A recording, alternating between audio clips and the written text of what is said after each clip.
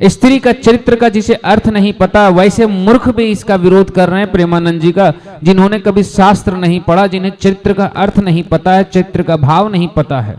जो मनुस्मृति पढ़ते हैं तो अशुद्ध को अछूत पढ़ के आ जाते हैं, जिन्हें पढ़ने तक नहीं आता है, ऐसे लोग आज टिप्पणियां कर रहे हैं कि महाराज जी गलत बोले।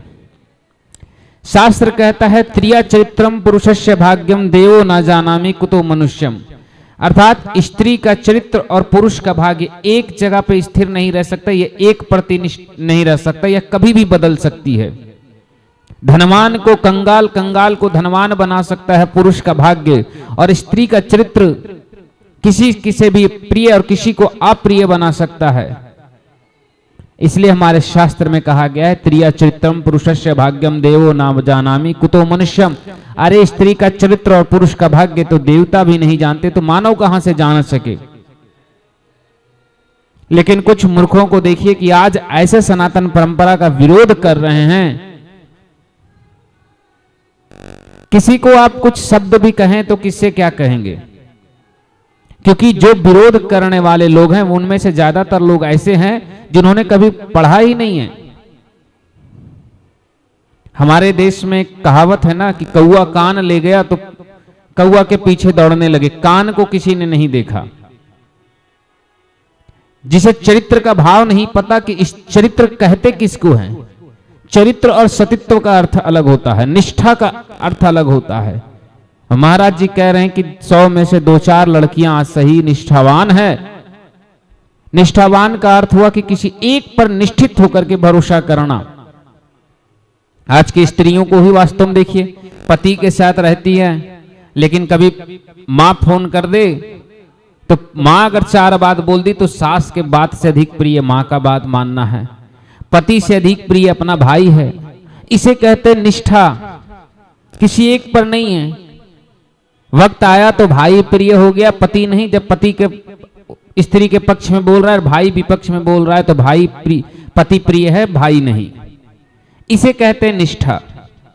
हर चीज को चरित्र से जोड़ देने का अर्थ हो गया स्त्री का चरित्र, अर्थात स्त्री की निष्ठा का शब्द आता है। निष्ठा, सतीत्व अलग होता है, निष्ठा अलग चीज होती है। दो व्यक्तियों के बीच के जो जुड़ाव को कहते हैं ना, जो विश्वास को कहते हैं, उसे कहते हैं निष्ठा। इस जुड़ाव को निष्ठा कहते हैं। जिन लोगों ने निष्ठा का अर्थ नहीं पढ़ा, जिन्हें चरित्र नहीं पता, वे ला करके हम कह रहे हैं, जिसे चित्त और चरित्र के भावों में अंतर नहीं पता, वे लोग ला करके शास्त्र पर ज्ञान दे रहे हैं कि साधु संत क्या बोले। एक कहावत बड़ा सुंदर हमारे झारखंड में कहा गया है कि बाप मर गया दारू पी करके नाले में सुअर से मुंह चटवाते चटवाते, और बेटा यहाँ 10वां का सर्टिफिकेट लेकर के हम वैदिक शास्त्रों और ब्राह्मणों पर ज्ञान टिप्पणियां कर रहा है, अपने आप को विज्ञान साबित करते करते। हाँ, अरे भाई, कम से कम तुम 10वां का जिस सर्टिफिकेट को लेकर के घूमे हो ना, उसकी पीएचडी डिग्री तक हमारे पास रहती है, तो मुझसे बहस करने जा रहे हो। और हमारे चाणक्य बड़ा सब अच्छा कहे हैं कि मूर्खों से बहस करना महामूर्खता होता है। तो ऐसे मूर्ख समझेंगे ही नहीं, ये सड़कों पर ही घूमेंगे। अगर कोई बैल, जिसे हम आवारा सांड कहते हैं, अगर वो घायल हो जाए, आप इलाज करने जाइएगा तो आपको भी मारने दौड़ेगा, है ना, क्योंकि उसीलिए उसे बैल बुद्धि कहते हैं। उसे ये नहीं पता है कि उसकी पक्ष में कौन है और विपक्ष में कौन है, कौन उसके लिए सेवा कर रहा है, कौन उसका विरोध कर रहा है। उसी तरह मूर्ख लोग होते हैं, उन्हें यही नहीं पता है कि उसके लिए कौन सा शब्द सही कहा गया, कौन सा गलत किया गया। जिन्होंने सनातन को नहीं पढ़ा, जिन्होंने संस्कृति को नहीं पढ़ा, जिन्होंने चित्र को नहीं पढ़ा, जिन्होंने चित्त को नहीं पढ़ा, जिन्होंने वेद शास्त्र को नहीं पढ़ा, जिन्हें शुद्धता से हिंदी पढ़ने नहीं आती, वे भी विरोध कर रहे हैं। जो दिन रात दारू पी करके नाले में गिरे रहते, आज वे भी इस भीड़ में खड़ा है कि महाराज जी हाय हाय, महाराज जी हाय हाय। हमने साधु संतों ने कहा कि 2-4 लड़कियां ऐसी होती है अच्छी, बाकी अब आप यह बताइए कि आप उस भीड़ में क्या सोचकर शामिल हैं, कि आप 4 लड़की अच्छी हैं इसलिए, या फिर उन 96 गलत लड़कियों में हैं इसलिए।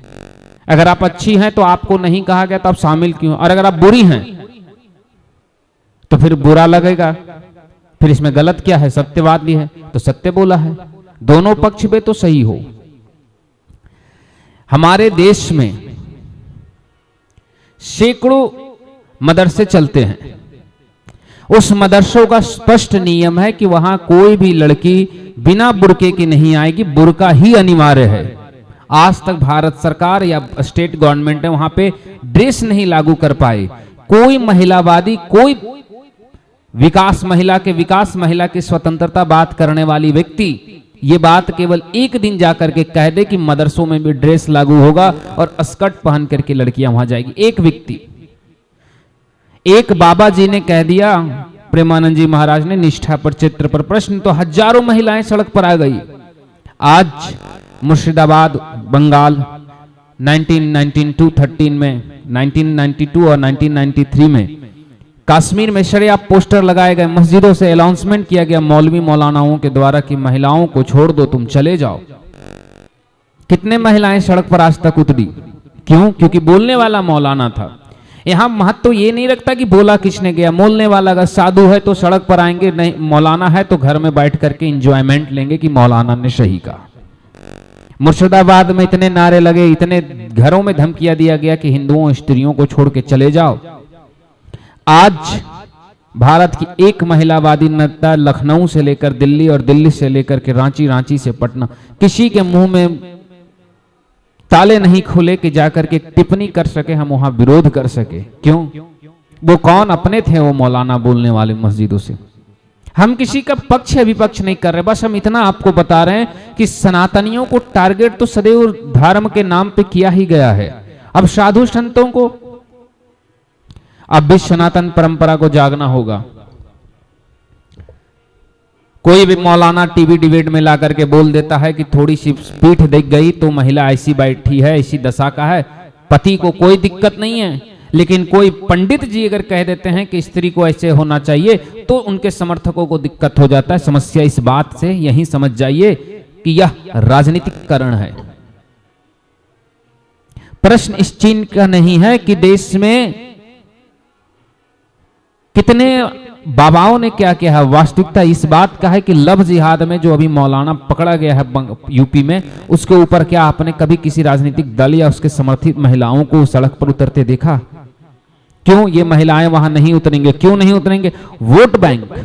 फिर आप कैसे स्वीकार ले रहे हैं कि ये जो काला मुंह करने के लिए आ रहे हैं, जो ऐसे बोल रहे हैं, वह किसी महिलावादी लोग हैं? ये महिलावादी नहीं है। स्त्री के चरित्र और पुरुष के भाग्य में, दोनों में समानता एक ही है कि दोनों एक समान स्थिर नहीं रहता है। इसलिए कहा गया त्रिया चरित्रम पुरुषस्य भाग्यम देवो नाम जानामि कुतो मनुष्य। स्त्री का चरित्र ही उसका धन होता है और स्त्री का चित्त ही उसका धन होता है। इसलिए इस बात को सदैव याद रखे कि अगर स्त्री अपना चरित्र खो दे तो उसके पास फिर कुछ नहीं बचता है। जिस प्रकार से सम्मानित व्यक्ति अगर सम्मान ही खो दे तो उसके पास कुछ नहीं बचता, उसी तरह स्त्री अगर अपना चरित्र खो दे तो उसके पास कुछ नहीं बचता। यहां निष्ठा का शब्द है, चरित्र का शब्द है। जिन्होंने चरित्रता कभी पढ़ा नहीं, जिन्होंने कभी शास्त्र को सुना नहीं, कभी वेदों को पढ़ा नहीं, शुद्ध और अशुद्ध जैसे भी हो, कम से कम हिंदी में ही सही पढ़े। आज वे लोग स्त्री चरित्र पर प्रश्न चिन्ह उठा रहे हैं। इसलिए मैं कहता हूं कि साधु संतों को टारगेट करना बंद कीजिए। अरे एक साधु संत है, महात्मा है, इन्हें आप अपमानित कर रहे हो, उन्हें टारगेट कर रहे हो, करो ना। इसे उत्तर प्रदेश में झांगुर मौलाना पकड़ा गया, स्त्रियों का धर्मांतरण करते हुए, लव जिहाद कराते हुए। क्यों नहीं महिला समुदाय वाली निकली कि इनके समर्थकों का मुंह काला करेंगे?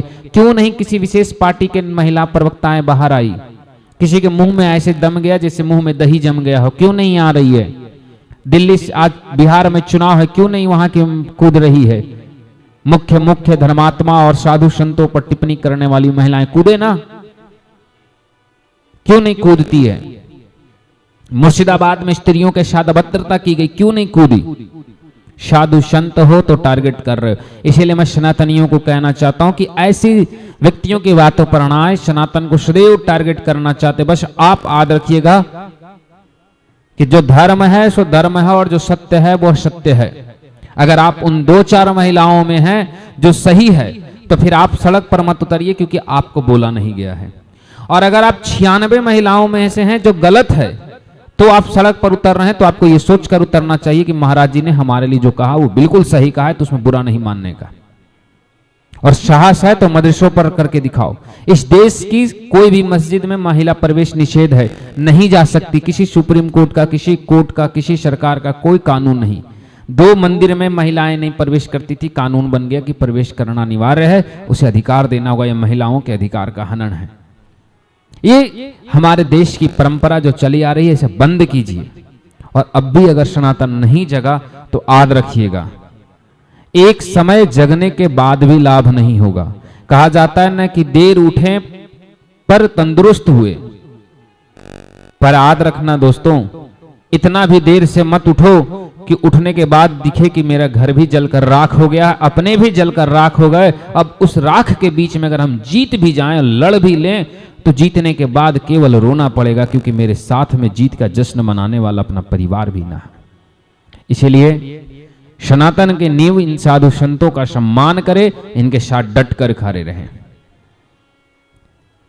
और रही बात स्त्री चरित्र का, तो यह सदैव प्रश्न चिन्ह उठेगा और उठता रहता है।